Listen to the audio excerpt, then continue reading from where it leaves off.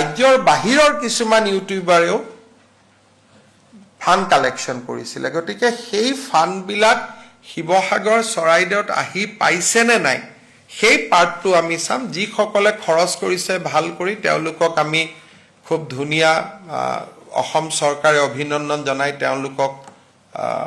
পত্ৰও লিখিব কিন্তু যিসকলে পুঁজি কালেক্ট কৰি ফ্লাডত জমা দিয়া নাই তেওঁলোকৰ প্ৰতিও আমি নিশ্চিতভাৱে নজৰ ৰাখিব লাগিব এতিয়ালৈকে আমি 72 একাউণ্টছ আইডেন্টিফাই কৰিছো 72 ইউটিউবাৰ হেজ ৰেজ ফাণ্ড এবাৰ অসমৰ মুখ্যমন্ত্ৰী আমাৰ ডক্টৰ হেমন্ত বিশ্ব শৰ্মা ডাঙৰীয়াই একশ্যন ল'ব পাৰে যোন ইউটিউবাৰে বানপানীৰ নামত পইচা তুলিছিল মানে পইচাটো তুলিছে কিন্তু সহায়ৰ কাৰণে নহয় নিজৰ খৰচাৰ কাৰণে এইবিলাক কথা আমাৰ মামাই উল্লেখ কৰিছে আৰু আমাৰ সময় গগৈ ডাঙৰীয়াৰ কথা উল্লেখ কৰিছে বা আমাৰ ডাঙৰ ডাঙৰ ইউটিউবাৰৰ বা কৰোৰ কোনোবা 2 লাখ কোনোবা 10 কৰোৰ 10 লাখ এনেকুৱা এটা আমাক খাদ্য মানে সহায় কৰিছিলে বানপানীৰ নামত এইবিলাক মানে মামাই বিচাৰিব যোনে ভাল কাম কৰিছে তাক এডভান্স জনাব এই কথাটো ক'লে মামাই আৰু নাম আহিছে আমাৰ সময় গগৈ ডাঙৰীয়া আমাৰ সময় দাদাৰ কোনো বেয়া কাম কৰিব নোৱাৰে সময় দাদা সকলোতকৈ ডাঙৰ ইউটিউবাৰ বুলি ক'ব পাৰোঁ আৰু সময় গগৈৰ দিলটো মানে একদম সাফ বুলি ক'ব পাৰোঁ ভগৱান বুলি ক'ব পাৰোঁ যে বহুত দুখীয়া মানুহক সহায় কৰিছে অকল বানপানী নহয় আগৰ পৰা সহায় কৰি আহিছে আমাৰ সময় গগৈ ডাঙৰীয়া ঠিক আছে এতিয়া আমাৰ অসমৰ CM ক'লে সময় গগৈৰ নাম ল'লে ভালে কথা শুনিছোঁ মানে গামোচা দি এডভান্স জনোৱাৰ কথা কৈছে মানে ভাল লাগিছোঁ আপোনালোকে CM কি কথা ক'লে আমাৰ মামাই কি কথা ক'লে আপোনালোকে চাই ল'ব নিউজত মই দি আছোঁ বাৰু আপোনালোকে চাই ল'ব আৰু বানপানীৰ নামত মামাই ঠিকেই কৰিছে বহুত ইউটিউবাৰ লোকে মানে এনেকুৱা চান্দা তুলিছে বা পইচা তুলিছে কিন্তু বানপানীৰ নামত নহয় নিজৰ কোনোবা হাতৰ খৰচাৰ কিবা খৰচাৰ কাৰণে বহুত আছে মই কিন্তু কাকো নাম লৈ কোৱা নাই এনেকুৱা বহুত আছে আৰু ন মানে যিটো সময় ডাঙৰীয়া আৰু আমাৰ ডিম্পু ডাঙৰীয়াও সহায় কৰিছে ভাল কাম কৰিছে আৰু আমাৰ অসমৰ বাহিৰৰ মানুহবিলাকেও অলপ সহায় কৰিছে ঠিক আছে আমি গম পাইছোঁ আৰু নিউজত চাইছোঁ এতিয়া আপোনালোকে নিউজটো চাই ল'ব আমাৰ মামাই কি ক'লে তো পোনপ্ৰথমে মোৰ চেনেলত স্বাগতম জনালোঁ যদি চেনেলত নতুনবাৰ আহিছে ছাবস্ক্ৰাইব কৰি ল'ব আৰু কোনটো ডিষ্ট্ৰিক্টৰ পৰা মোৰ ভিডিঅ' চাই আছে আপোনালোকে কমেণ্ট কৰি জনাই দিব দেই বন্ধু বান্ধৱী ছাবস্ক্ৰাইব কৰি ল'ব দেই কিন্তু আপোনালোকৰ মানে গৰমত ভিডিঅ' বনাই আছোঁ কষ্ট কৰি নিউজ আপডেট দি আছোঁ ঠিক আছে চাই লোৱা এই বানপানীৰ সুবিধা লৈ প্ৰায় দেশত 72 ইউটিউবাৰে ফাণ্ড ৰেইজ কৰিছিলে 72 ইউটিউবাৰ হেজ ৰেইজ ফাণ্ড গতিকে আমি তাতো নজৰ ৰাখিছোঁ যেনেকৈ সমৰ গগৈৰ দৰে সকলোৱে খুব ভাল কৰি খৰচ কৰিছে কিন্তু ৰাজ্যৰ বাহিৰৰ কিছুমান ইউটিউবাৰেও ফাণ্ড কালেকশ্যন কৰিছিলে গতিকে সেই ফাণ্ডবিলাক শিৱসাগৰ চৰাইদেউত আহি পাইছেনে নাই সেই পাৰ্টটো আমি চাম যিসকলে খৰচ কৰিছে ভাল কৰি তেওঁলোকক আমি খুব ধুনীয়া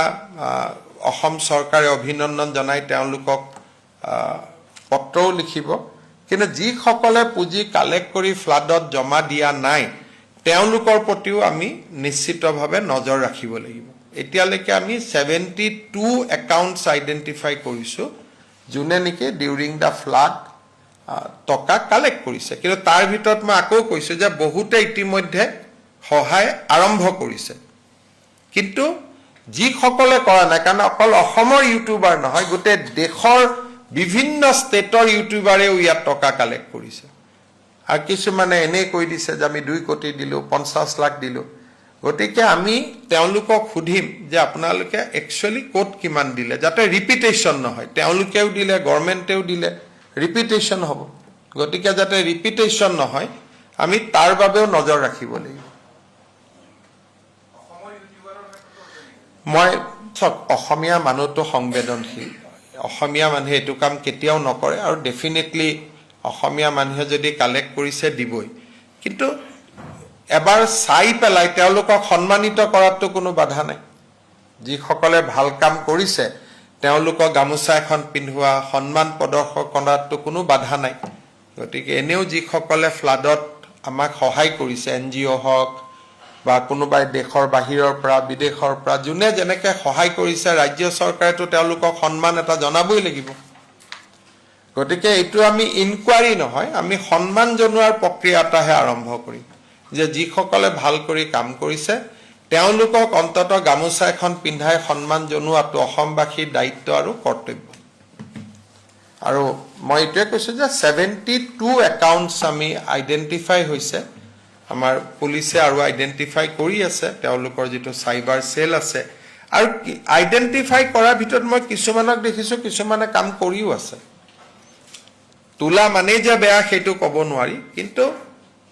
যিকেইজনে সঁচাই সহায় কৰিছে তেওঁলোকক সন্মান জনোৱাটোতো আমাৰ দায়িত্ব আৰু কৰ্তব্য। এই বানপানীৰ সুবিধা লৈ প্ৰায় দেশত 72 ইউটিউবাৰে ফাণ্ড ৰেইজ কৰিছিলে। 72 ইউটিউবাৰ হেজ ৰেইজ ফাণ্ড। গতিকে আমি তাতো নজৰ ৰাখিছোঁ, যেনেকৈ সমৰ গগৈৰ দৰে সকলোৱে খুব ভাল কৰি খৰচ কৰিছে। কিন্তু ৰাজ্যৰ বাহিৰৰ কিছুমান ইউটিউবাৰেও ফাণ্ড কালেকশ্যন কৰিছিলে। গতিকে সেই ফাণ্ডবিলাক শিৱসাগৰ চৰাইদেউত আহি পাইছেনে নাই সেই পাৰ্টটো আমি চাম। যিসকলে খৰচ কৰিছে ভাল কৰি তেওঁলোকক আমি খুব ধুনীয়া অসম চৰকাৰে অভিনন্দন জনাই তেওঁলোকক পত্ৰও লিখিব। কিন্তু যিসকলে পুঁজি কালেক্ট কৰি ফ্লাডত জমা দিয়া নাই তেওঁলোকৰ প্ৰতিও আমি নিশ্চিতভাৱে নজৰ ৰাখিব লাগিব। এতিয়ালৈকে আমি 72 একাউণ্টছ আইডেণ্টিফাই কৰিছোঁ, যোনে নেকি ডিউৰিং দ্য ফ্লাড টকা কালেক্ট কৰিছে। কিন্তু তাৰ ভিতৰত মই আকৌ কৈছোঁ যে বহুতে ইতিমধ্যে সহায় আৰম্ভ কৰিছে, কিন্তু যিসকলে কৰা নাই, কাৰণ অকল অসমৰ ইউটিউবাৰ নহয়, গোটেই দেশৰ বিভিন্ন ষ্টেটৰ ইউটিউবাৰেও ইয়াত টকা কালেক্ট কৰিছে। আৰু কিছুমানে এনেই কৈ দিছে যে আমি 2 কোটি দিলোঁ, 50 লাখ দিলোঁ। গতিকে আমি তেওঁলোকক সুধিম যে আপোনালোকে একচুৱেলি ক'ত কিমান দিলে, যাতে ৰিপিটেশ্যন নহয়। তেওঁলোকেও দিলে, গভৰ্ণমেণ্টেও দিলে, ৰিপিটেশ্যন হ'ব। গতিকে যাতে ৰিপিটেশ্যন নহয় আমি তাৰ বাবেও নজৰ ৰাখিব লাগিব।